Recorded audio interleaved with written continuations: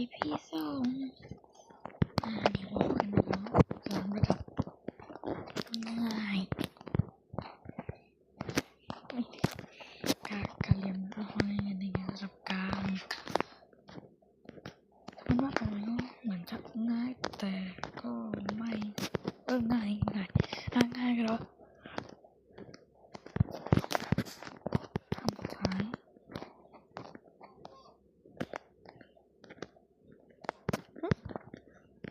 ก็ไม่ได้ขนาดนั้น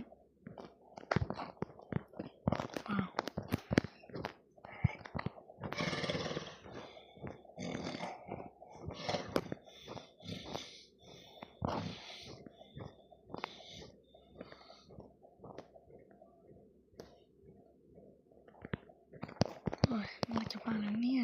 2 EP นะ EP นี้จบให้ได้ตรงนี้ส่วนนี้เลยกัน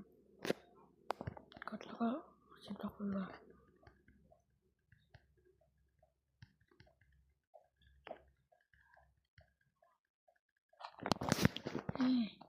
ไอ้บ้าต้องมี EP 3ไหนวะ